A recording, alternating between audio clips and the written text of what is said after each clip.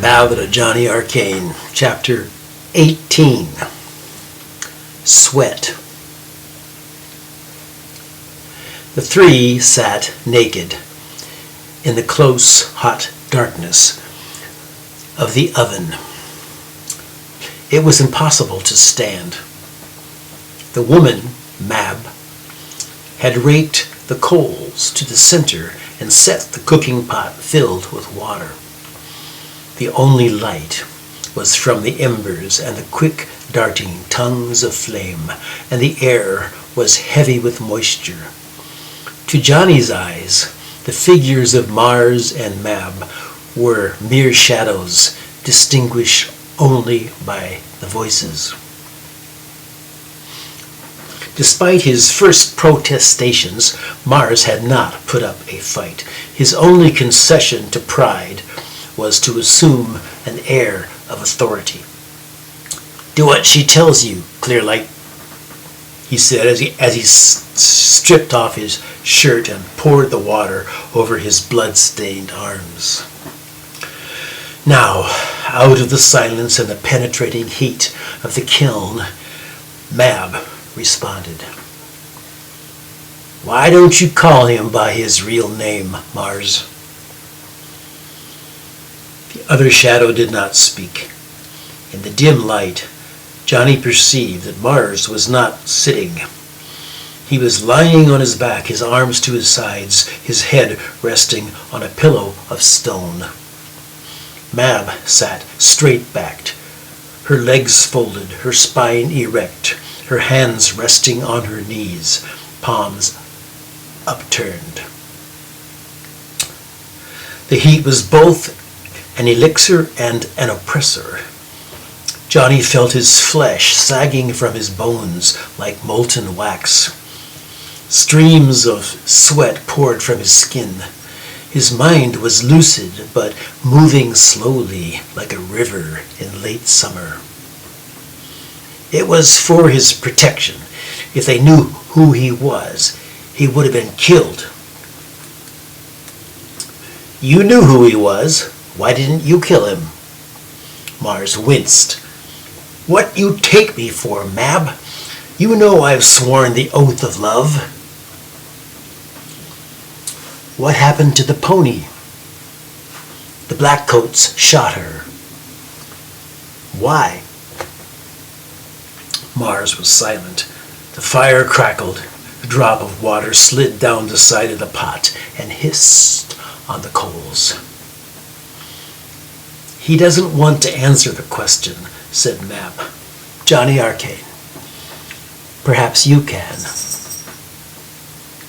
Johnny knew he was helpless against her power. She would use him as a conduit for the truth.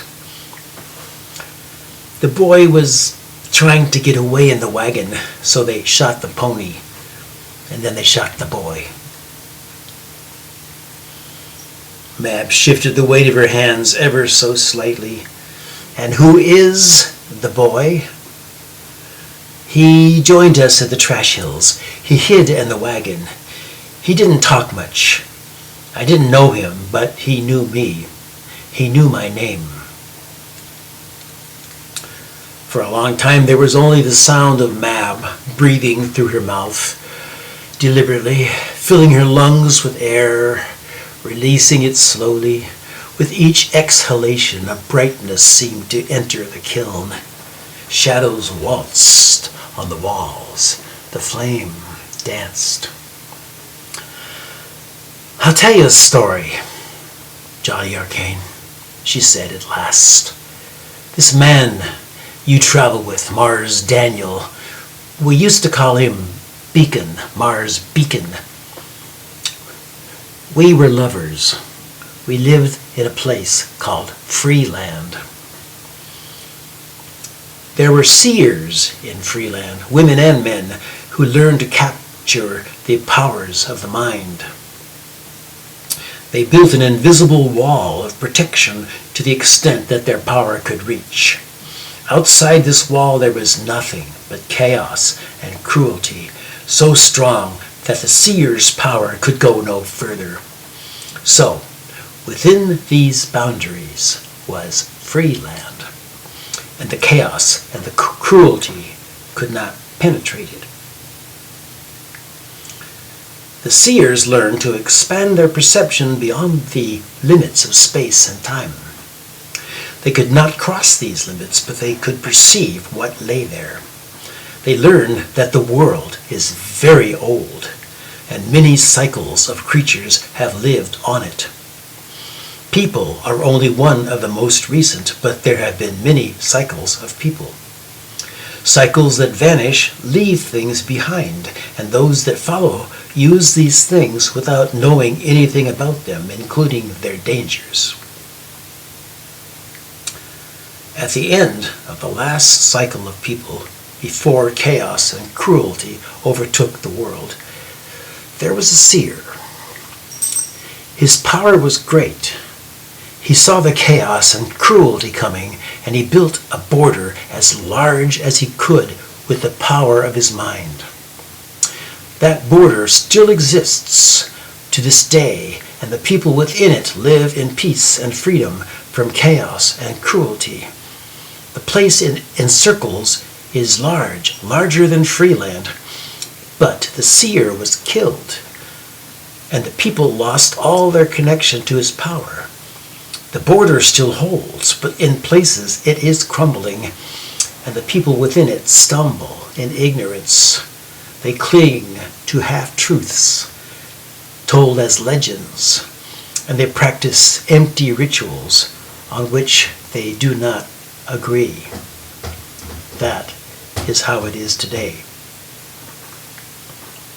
Her words trailed off, but not into silence.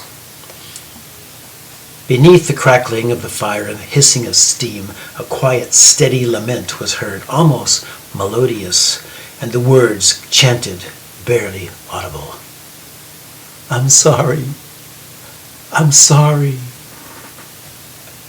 Mab moved.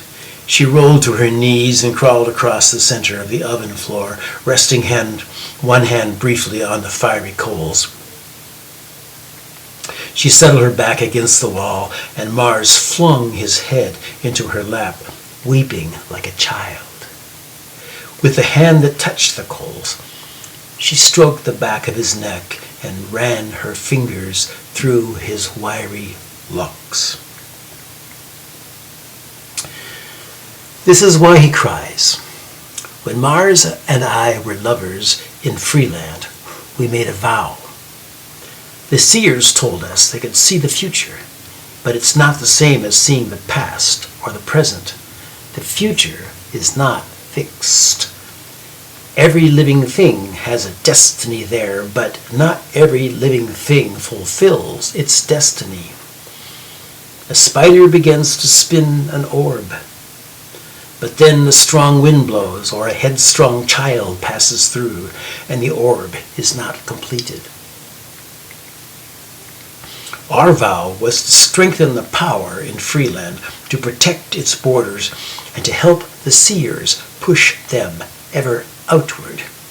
Perhaps one day they would overrun all the chaos and cruelty, and a new cycle would begin. Mars stopped his sniffling and whimpering, and he turned his head, to rest his cheek on Mab's knee, his arms around her calves. I haven't forgotten the vow, Mab.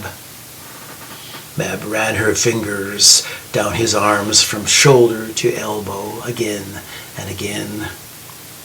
You have, to some measure, you have acquired skills to navigate the world of chaos and cruelty. You have learned to partake in its pleasures. Your strength has grown, but your spirit has diminished. Mars shrugged his arms, and Mab stopped talking. It's the way I bring love to the world. Mab shook her head. It can't be done. The pleasures of chaos and cruelty are too seductive. Tell me this. What were you going to do with the boy? There was silence. Mars's body seemed to wilt in her lap. Mab lifted her head. You can tell me, Johnny. What was he going to do with the boy? Again, the inevitability of truth. Johnny was helpless against it. His outbreath shaped the words. He was going to sell him to the Blackcoats. For a while, there was the sound of Mars sobbing while the woman stroked his hair. Little by little, she joined her voice with his, a low murmur, barely audible, wordless, soothing. But Johnny's heart was not soothed. As the heavy heat lengthened his muscles and sinews, he began to hear a melody of the distance he had traveled to this point, a dominant cadence yearning for resolution. He didn't know there were words for it until they rose spontaneously from his mouth. Who am I? Mab let her song go still. Then she replied, Who do you think you are? I don't know. I know what I'm not. I'm not a seer, what you call them. I'm a sojourner. I follow the road because I don't know where it will lead. Then you follow your destiny, Johnny Arcane. Remember what I said, the future is not fixed. But why do people want to kill me? Mab made a wordless sound, perhaps a continuation of the melody she had begun singing to Mars. Not everyone wants to kill you, but there does seem to be something moving in the path in front of you. A story is being told, one that hasn't happened yet. Where I come from, they tell a story of something that hasn't happened yet.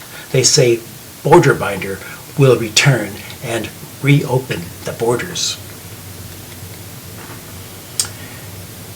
And you think this has something to do with you?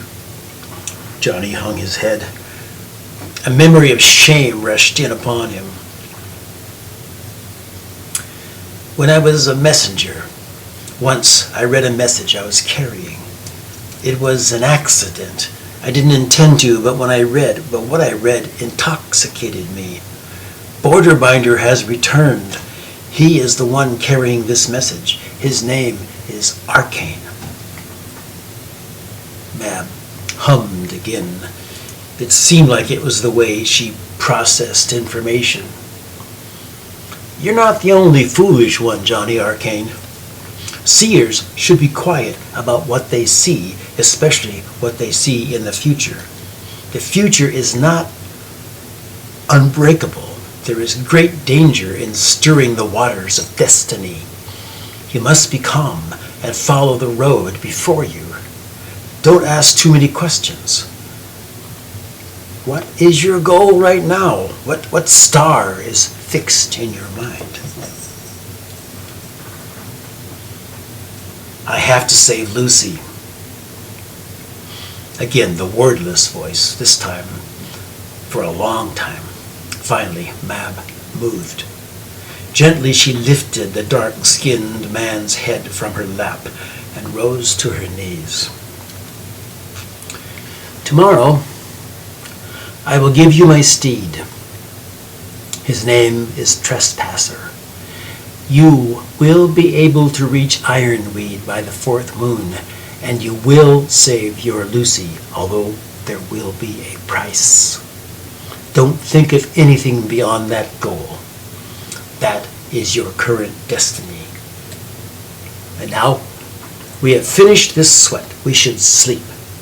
She shoved open the door, and the bracing chill of the night rushed into the kiln.